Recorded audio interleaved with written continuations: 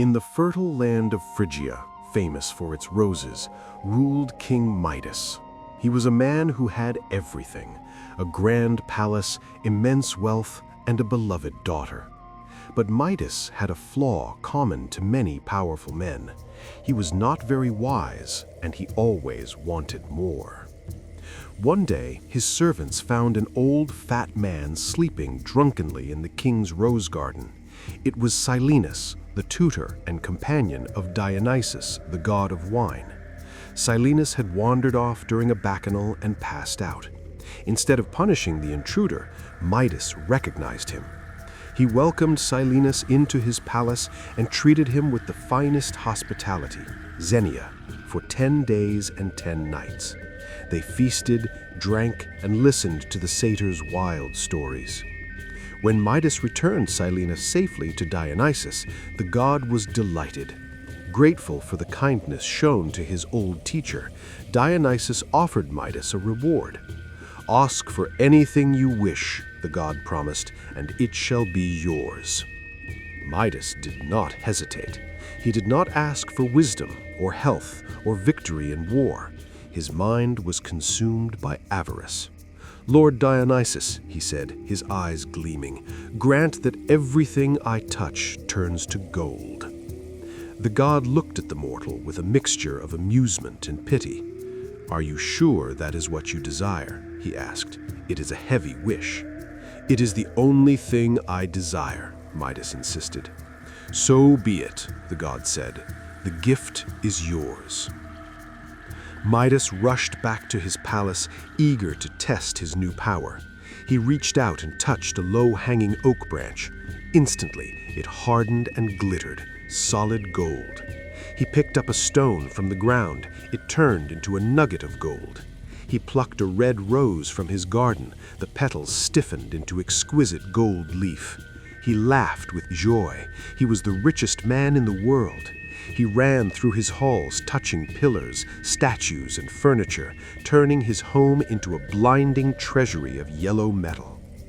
Exhausted and hungry from his excitement, Midas called for a magnificent feast. His servants set the table with roast meats, fresh fruits, and wine. Midas sat down, eager to eat. But as soon as his fingers brushed the crust, it turned into a hard, golden brick. He tried to bite into a piece of meat, but it shattered his teeth, for it had become a lump of metal. Panicking, he grabbed a goblet of wine to quench his thirst. The liquid flowed into his mouth like molten gold, choking him. The horror of his wish crashed down on him. He was surrounded by infinite wealth, yet he was doomed to starve to death. Just then, his beloved daughter, seeing his father in distress, ran into the room. "Father, what is wrong?" she cried, rushing to embrace him. "No, stay back!" Midas screamed, but it was too late. As she wrapped her arms around him, she froze. Her warm skin turned cold and hard. Her eyes lost their light. In an instant, the person he loved most in the world became a lifeless golden statue. Midas fell to his knees, weeping over the golden figure of his daughter. He raised his hands, now hateful weapons, to the sky. "Father Dionysus," he wailed, "forgive my foolishness. Take back your gift. I hate it. I am the poorest man alive." Dionysus, hearing the genuine repentance in his voice, took pity on him. He appeared before the king. "You have learned your lesson, Midas," the god said. "Go to the source of the River Pactolus. Plunge your head and body into the stream and wash away your guilt and your power." Midas ran to the river. He threw himself into the water. The magic power flowed out of him, turning the sands of the riverbed into gold dust, which is why legend says the kingdom of Lydia later became rich in gold. When he emerged, he was human again. He touched the grass, and it remained green. He rushed back to the palace and splashed the river water on his daughter, restoring her to life. After this trauma, Midas came to hate wealth.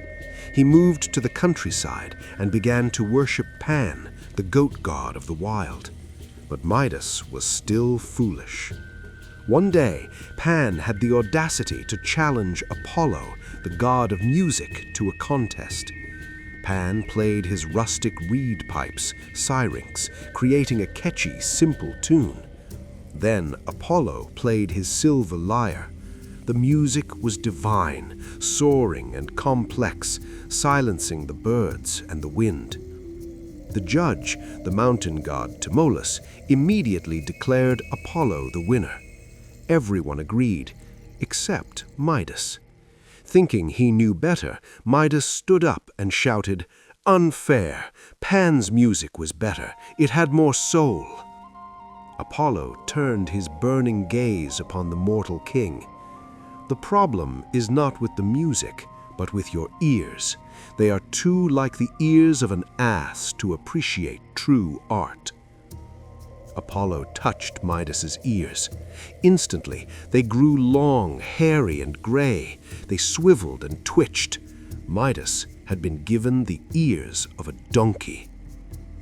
Humiliated, Midas fled back to his palace. He wore a large purple turban to hide his shame. For a long time, no one knew. But eventually, his hair grew too long, and he had to summon a barber. The barber made Midas swear an oath of silence on pain of death before removing his turban. The barber cut the hair, trembling at the sight of the donkey ears. He kept his oath, but the secret burned inside him. He could not tell a soul, but he had to let it out. One day, he went to a lonely meadow, dug a hole in the ground, and whispered into the earth, "King Midas has donkey's ears." He filled the hole back up and went away, relieved. But nature has a way of revealing truth. Reeds grew over the spot where the barber had whispered, and every time the wind blew through the reeds, they would rustle and whisper the secret to the world. Midas has donkey's ears. Midas has donkey's ears.